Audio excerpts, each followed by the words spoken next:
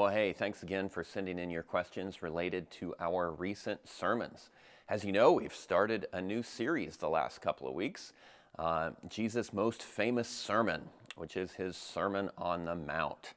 In the last 2 weeks, we've just been at the very beginning of the sermon in Matthew chapter 5 in a section called the Beatitudes.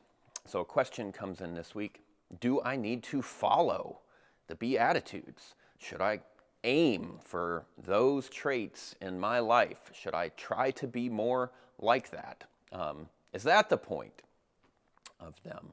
Or is that one of the points of them? Steve has said in recent sermons that the Beatitudes are not a to-do list, in the sense that they don't gain us favor with God or create a relationship with God.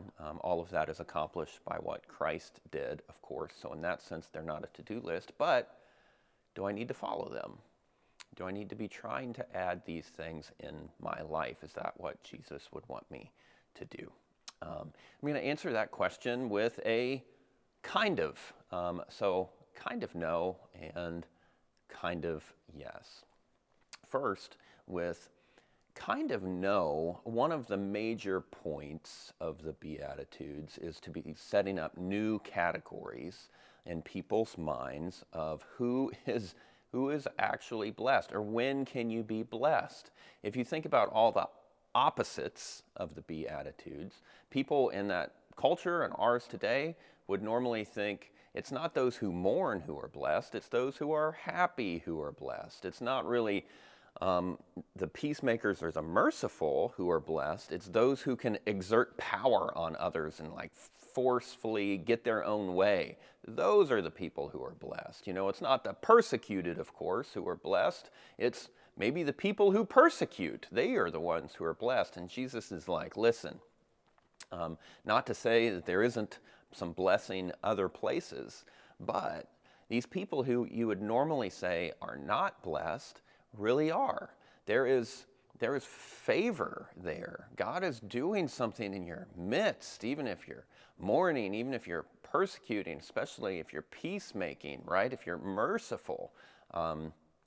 Later in the Sermon on the Mount, he's going to talk about all kind of things of like, you know, pray for your enemies, love your enemies, give to those who persecute you, give to those who sue you. We talked about this a little bit last week. And always before, those activities would have been associated with being cursed by God. And Jesus is like, no, actually, some of those people are blessed by God. So that's one of the major points. And that's not really something to aim for. That's just something to understand, right? You don't have to force your own way to get blessed.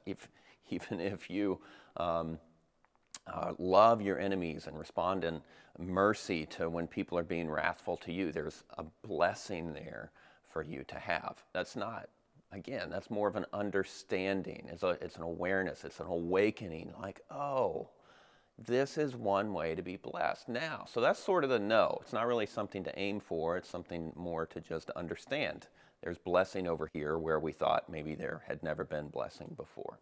But kind of yes, to aim for these things in our lives, because the next set of verses, which we'll talk about in the week after Thanksgiving, is you are the salt and light of the world.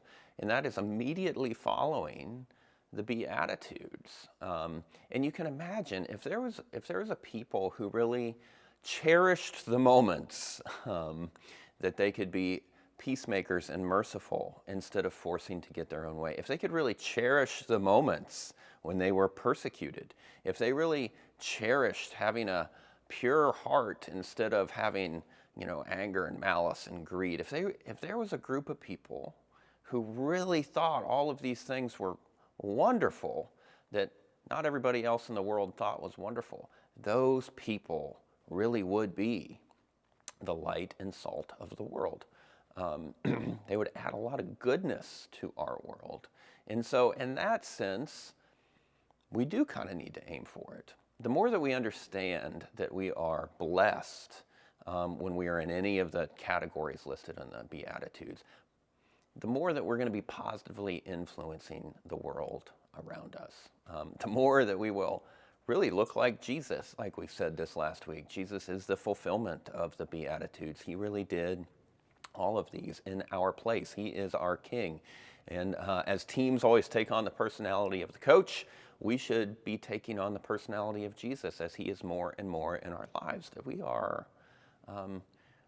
we really understand how wonderful it can be to be doing any of the things in the Beatitudes if we're mourning or if we're poor in spirit, that those can be really wonderful moments. And the more we understand that, probably the more light and salt that we will be to the world around us.